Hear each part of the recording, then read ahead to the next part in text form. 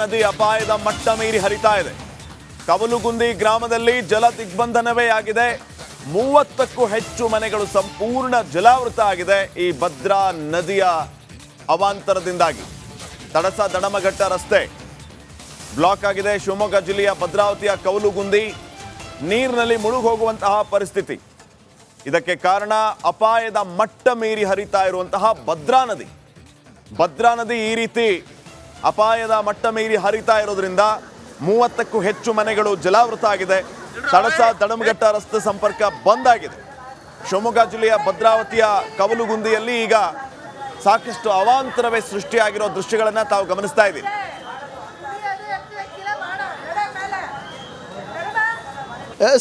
ಮಲೆನಾಡು ಜಿಲ್ಲೆ ಶಿವಮೊಗ್ಗದಲ್ಲಿ ಕಳೆದ 20 ದಿನಗಳಿಂದ ಧಾರಾಕಾರ ಮಳೆ ಆಗ್ತಿದೆ. ಆ ಹಿನ್ನೆಲೆಯಲ್ಲಿ ಭದ್ರಾ ಜಲಾಶಯ ಸಂಪೂರ್ಣವಾಗಿ ಭರ್ತಿಯಾಗಿರುವಂಥದ್ದು. ಭದ್ರಾ ಜಲಾಶಯ ಭರ್ತಿಯಾದ ಹಿನ್ನೆಲೆಯಲ್ಲಿ ಭದ್ರಾ ನದಿಗೆ 60,000 ಕ್ಯೂಸೆಕ್ ನೀರನ್ನು ಬಿಡಲಾಗ್ತಿರುವಂಥದ್ದು. ಹಾಗಾಗಿ ಭದ್ರಾವತಿಯಲ್ಲಿ ಭದ್ರೆಯ ನರ್ತನ ಜೋರಾಗಿದೆ. ಸಾಕಷ್ಟು ಅವಾಂತರಗಳು ಸೃಷ್ಟಿಯಾಗಿರುವಂಥದ್ದು. ಏನು ನವಲಗುಂದಿ ಏನಿದೆ ಏನು ಕವಲುಗುಂದಿ ಗ್ರಾಮ ಏನಿದೆ, ಸುಮಾರು ಕವಲುಗುಂದಿ ಗ್ರಾಮದಲ್ಲಿ 30ಕ್ಕೂ ಹೆಚ್ಚು ಮನೆಗಳು ಸಂಪೂರ್ಣವಾಗಿ ಜಲಾವೃತಗೊಂಡಿರುವಂಥದ್ದು. ನೀವು ದೃಶ್ಯಾವಳಿಗಳಲ್ಲಿ ಸಹ ನೋಡ್ತಿರಬಹುದು. 30ಕ್ಕೂ ಹೆಚ್ಚು ಮನೆಗಳು ಸಂಪೂರ್ಣವಾಗಿ ಜಲಾವೃತಗೊಂಡ ಹಿನ್ನೆಲೆಯಲ್ಲಿ ತಾಲೂಕು ಆಡಳಿತ ಅವರನ್ನು ಕಾಳಜಿ ಕೇಂದ್ರಕ್ಕೆ ಸ್ಥಳಾಂತರಿಸುವ ಕೆಲಸವನ್ನು ಮಾಡಿದೆ. ದೃಶ್ಯಾವಳಿಗಳಲ್ಲಿ ನಿಮಗೆ ಒಂದು ದೃಶ್ಯವನ್ನು ತೋರಿಸ್ತಾ ಹೋಗ್ತೇನೆ. ಮನೆಗಳಿಗೆ ನೀರು ನುಗ್ಗಿದೆ. ಹಾಗಾಗಿ ಅಲ್ಲೊಬ್ಬರು ಅಮ್ಮ ಮನೆಯ ಮೇಲುಗಡೆ ಹತ್ತಿ ಕುಳಿತಿರುವಂಥ ದೃಶ್ಯವನ್ನು ನೋಡಿದಾಗ ಗೊತ್ತಾಗುತ್ತೆ ಇಲ್ಲಿನ ಭೀಕರತೆ ಹೇಗಿದೆ, ಎಷ್ಟು ಪ್ರಮಾಣದಲ್ಲಿ ನೀರು ನಿಂತಿದೆ ಅನ್ನುವಂಥದ್ದು ಆ ಒಂದು ದೃಶ್ಯದಿಂದ ನಮಗೆ ತಿಳಿದು ಬರುವಂಥದ್ದು. 30ಕ್ಕೂ ಹೆಚ್ಚು ಮನೆಗಳಿಗೆ ನೀರು ನುಗ್ಗಿರೋದ್ರಿಂದ ತಡಸ ಮತ್ತು ಭದ್ರಾವತಿ ದಡಂಕಟ್ಟೆ ರಸ್ತೆ ಇಲ್ಲಿ ಸ್ಥಗಿತಗೊಳ್ಳಿದೆ. ಸಂಚಾರ ನಿರ್ಬಂಧವಾಗಿರುವಂಥದ್ದು. ಎರಡೂ ಕಡೆ ಬ್ಯಾರಿಕೇಡ್ಗಳನ್ನು ಹಾಕಿ ಪೊಲೀಸರು ಇಲ್ಲಿ ಜನರನ್ನು ಓಡಾಡದಂತೆ ಸೂಚನೆಯನ್ನು ನೀಡ್ತಿದ್ದಾರೆ. ಒಟ್ಟಾರೆಯಾಗಿ ಈ 30 ಕುಟುಂಬಗಳ ಬದುಕು ಈಗ ಕಾಳಜಿ ಕೇಂದ್ರದಲ್ಲಿ ವಾಸಿಸುತ್ತಿರುವಂಥದ್ದು. ಪ್ರತಿ ಮಳೆಗಾಲದಲ್ಲಿ ಈ ರೀತಿಯ ಅವಾಂತರಗಳು, ಈ ರೀತಿಯ ಸಮಸ್ಯೆಯನ್ನು ಇಲ್ಲಿ ನಿವಾಸಿಗಳು ಅನುಭವಿಸ್ತಿದ್ದಾರೆ. ಹಾಗಾಗಿ ಅವರಿಗೆ ಶಾಶ್ವತ ಪರಿಹಾರವನ್ನು ಕಲ್ಪಿಸ್ಕೊಡೋ ನಿಟ್ಟಿನಲ್ಲಿ ಜಿಲ್ಲಾಡಳಿತ ಮುಂದಾಗಲಿ ಅನ್ನುವಂಥದ್ದು ನಮ್ಮ ಆಗ್ರಹ. ಕ್ಯಾಮ್ರಾ ಪರ್ಸನ್ ಚಿರಾಗ್ ಜೊತೆ ಭೀಮಾನಾಯ್ಕ, ರಿಪಬ್ಲಿಕ್ ಕನ್ನಡ, ಶಿವಮೊಗ್ಗ. ಅಂಕೋಲಾದ ಶಿರೂರು ಗುಡ್ಡ ಕುಸಿತ ಪ್ರಕರಣದ ವಿಚಾರಕ್ಕೆ ಸಂಬಂಧಪಟ್ಟಂತೆ ಈಗ ಹೆದ್ದಾರಿ ಸಂಚಾರಕ್ಕೆ ಜಿಲ್ಲಾಡಳಿತ ಅನುವು ಮಾಡಿಕೊಟ್ಟಿದೆ. 16 ದಿನಗಳಿಂದ ಈ ರಸ್ತೆ ಬಂದ್ ಆಗಿತ್ತು. ಈಗ ಫೈನಲಿ ಜಿಲ್ಲಾಡಳಿತ ವಾಹನ ಸಂಚಾರಕ್ಕೆ ಅಸ್ತು ಎಂದಿದೆ. 16 ದಿನಗಳಿಂದ ಹೆದ್ದಾರಿ ಸಂಚಾರ ಬಂದ್ ಆಗಿತ್ತು. ಆದರೆ ಮತ್ತೊಂದು ಆತಂಕ ಏನಂತಂದ್ರೆ ಇನ್ನೂ ಕೂಡ ಮಳೆ ಆಗ್ತಾ ಇದೆ. ಅಲ್ಲಿ ಸತತ ಮಳೆಯಿಂದ ಮತ್ತೆ ಗುಡ್ಡ ಕುಸಿಯುವ ಭೀತಿ ಜನರನ್ನ ಕಾಡ್ತಾ ಇದೆ. ಈ ಭೀತಿಯ ನಡುವೆಯೇ ಹೆದ್ದಾರಿ ಸಂಚಾರಕ್ಕೆ ಅನುವು ಮಾಡಿಕೊಡಲಾಗಿದೆ.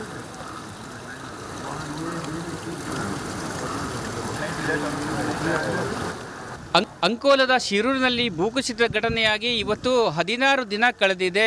ಈಗಾಗಲೇ ನಾಪತ್ತೆಯಾದವರಿಗಾಗಿ ಶೋಧ ಕಾರ್ಯಾಚರಣೆಗೆ ಸಂಬಂಧಪಟ್ಟ ಜಿಲ್ಲಾಡಳಿತದ ಸೂಚನೆ ಮೇರೆಗೆ ಎಲ್ಲರೂ ಕೂಡ ಮಾಡಿದರು. ಆದರೆ ಇದುವರೆಗೆ ಕಾರ್ಯಾಚರಣೆ ಸ್ಥಗಿತ ಮಾಡಿದೆ. ಕಳೆದ 3 ದಿನಗಳಿಂದ ಕಾರ್ಯಾಚರಣೆ ಕೂಡ ಸ್ಥಗಿತವಾಗಿದೆ. ಒಂದು ರೀತಿಯ ಇಲ್ಲಿ ವಾತಾವರಣ ಕೂಡ ಸ್ಮಶಾನ ಮೌನದಂತೆ ಕೂಡ ಇದ್ದಿರುವಂಥದ್ದು. ಶಿರೂರು ಗ್ರಾಮದಲ್ಲಿ ನಾವು ಇದ್ದೇವೆ, ನೋಡ್ತಾ ಇರ್ಬೋದು. ಇದು ಜುಲೈ 16ರಂದು ಸಂಭವಿಸಿದಂಥ ದುರ್ಘಟನೆಯಲ್ಲಿ ಭೂಕುಸಿತವಾಗಿದ್ದ ದೃಶ್ಯ. ಜುಲೈ 16ರಂದು ಇಲ್ಲಿ ಬೆಳಗ್ಗೆ ಭೂಕುಸಿತ ಆಗಿದ್ದರಿಂದ ಸಾಕಷ್ಟು ತೊಂದರೆಗಳು ಕೂಡ ಆಗಿತ್ತು. ರಾಷ್ಟ್ರೀಯ ಹೆದ್ದಾರಿ 66ರಲ್ಲಿ ಸಾಕಷ್ಟು ಪ್ರಮಾಣದ ಕಲ್ಲು ಬಂಡೆಗಳು ಬಿದ್ದಿತ್ತು. ಹೀಗಾಗಿ ರಸ್ತೆ ಸಂಚಾರಕ್ಕೆ ಅಡ್ಡಿಯಾಗಿತ್ತು. ಸಂಬಂಧಪಟ್ಟ ಜಿಲ್ಲಾಡಳಿತ ಕ್ಷಿಪ್ರ ಕಾರ್ಯಾಚರಣೆಯನ್ನು ಕೂಡ ನಡೆಸಲು ಮುಂದಾಗಿತ್ತು. ರಕ್ಷಣಾ ತಂಡಗಳಾದಂಥ SDRF, NDRF, ಆರ್ಮಿ, ನೇವಿ ಎಲ್ಲರೂ ಕೂಡ ಇಲ್ಲಿಗೆ ಆಗಮಿಸಿದರು. ಆದರೆ ಮೃತದೇಹಗಳಿಗೆ, ನಾಪತ್ತೆಯಾದವರ ಮೃತದೇಹಗಳಿಗಾಗಿ ಶೋಧ ಮಾಡಿದರೂ ಕೂಡ ಯಾವುದೇ ರೀತಿಯ ಪರಿಣಾಮಕಾರಿಯಾಗಿ ಪ್ರಯೋಜನ ಆಗಿರಲಿಲ್ಲ. ಈಶ್ವರ ಮಲ್ಪ ತಂಡದ ಸದಸ್ಯರು ಕೂಡ ಈ ಗಂಗಾವಳಿ ನದಿಯಲ್ಲಿ ಮುಂದೆ ಕಾಣ್ತಾ ಇರುವ ದೃಶ್ಯವನ್ನು ನಿಮ್ಗೆ ತೋರಿಸ್ತಾ ಇದ್ದೇವೆ. ಆ ನದಿಯಲ್ಲೂ ಕೂಡ ಶೋಧನವನ್ನು ಕೂಡ ಮಾಡಿದ್ರಿಂದ ನದಿಯ ವಾತಾವರಣ ಪೂರಕ ಆಗದೇ ಇರೋದ್ರಿಂದ ಅವರ ಕಾರ್ಯಾಚರಣೆ ಕೂಡ ಅಡ್ಡಿಯಾಗಿತ್ತು. ಆದರೆ ಬಹಳ ಪ್ರಮುಖವಾಗಿ ಈ ಗಂಗಾವಳಿ ನದಿಯಲ್ಲಿ ಮುಂದೆ ಕಾಣಿಸ್ತಿರುವ ಗಂಗಾವಳಿ ನದಿಯಲ್ಲಿ ಸಾಕಷ್ಟು ಪ್ರಮಾಣದ ಕಲ್ಲು ಬಂಡೆಗಳು ಕೂಡ ಸೇರಿಕೊಂಡಿದೆ. ಬೃಹತ್ತಾದ ಆಲದ ಮರ ಕೂಡ ಸೇರಿಕೊಂಡಿದೆ. ಹೀಗಾಗಿ ಕಾರ್ಯಾಚರಣೆಗೆ ಕೊಂಚ ಅಡ್ಡಿ ಆಗ್ತಾ ಇರುವಂಥದ್ದು. ಆದರೆ ಎಲ್ಲರೂ ಕಾರ್ಯಾಚರಣೆ ನಡೆಸಿದರೂ ಕೂಡ ಯಾವುದೇ ರೀತಿಯ ಮೃತದೇಹಗಳು ಸಿಗದೇ ಇರುವುದರಿಂದ ಕಾರ್ಯಾಚರಣೆಯಿಂದ ಕಳೆದ 3-4 ದಿನಗಳಿಂದ ಸ್ಥಗಿತಗೊಳಿಸಿದ್ದಾರೆ. ಹೀಗಾಗಿ ಇಲ್ಲಿನ ವಾತಾವರಣ ಒಂದು ರೀತಿಯ ನೋಡ್ತಾ ಇರ್ಬೋದು ಯಾವ ರೀತಿಯಾಗಿ ಬಿಕೋ ಎನ್ನುವ ವಾತಾವರಣ ಕೂಡ ಇದ್ದಿರುವಂಥದ್ದು. ಆದರೆ ಬಹಳ ಪ್ರಮುಖವಾಗಿ ಅಂಕೋಲದ ಶಿರೂರಿನವರಾದಂಥ ಜಗನ್ನಾಥ್ ನಾಯ್ಕ ಆಗಿರ್ಬೋದು ಅಥವಾ ಗಂಗೆಕೊಳ್ಳದ ಲೋಕೇಶ್ ನಾಯ್ಕ ಆಗಿರ್ಬೋದು ಮತ್ತು ಕೇರಳ ಮೂಲದ ಅರ್ಜುನ್ಗಾಗಿ ತೀವ್ರ ಹುಡುಕಾಟ ನಡೆಸಿದೆ. ನೋಡಿ, ಕ್ಯಾಮ್ರಾ ಪರ್ಸನ್ ಕಿಶನ್ ಗುರು ಜೊತೆ ನಾನು ಶೇಷಗಿರಿ ಮುಂಡಳ್ಳಿ, ರಿಪಬ್ಲಿಕ್ ಕನ್ನಡ, ಕಾರವಾರ.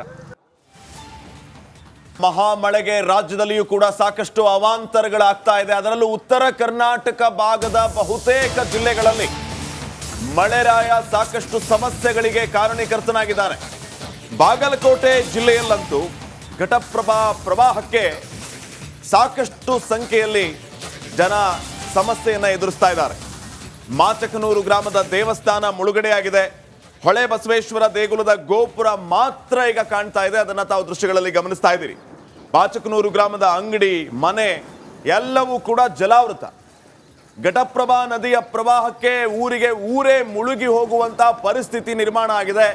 ಕೇವಲ ಹೊಳೆ ಬಸವೇಶ್ವರ ದೇವಸ್ಥಾನದ ಗೋಪುರ ಮಾತ್ರ ಕಾಣ್ತಾ ಇರೋದನ್ನ ತಾವು ನೋಡ್ತಾ ಇದ್ದೀರಿ. ಅಂಗಡಿಗಳಿಗೆ, ಮನೆಗಳಿಗೆ, ಸಂಪೂರ್ಣ ಗ್ರಾಮಕ್ಕೆ ನೀರು ನುಗ್ಗಿ ಘಟಪ್ರಭಾ ಯಾವ ರೀತಿ ಅವಾಂತರಕ್ಕೆ ಕಾರಣ ಆಗಿದೆ. ಕಣ್ಣು ಹಾಯಿಸಲೆಲ್ಲ ನೀರು.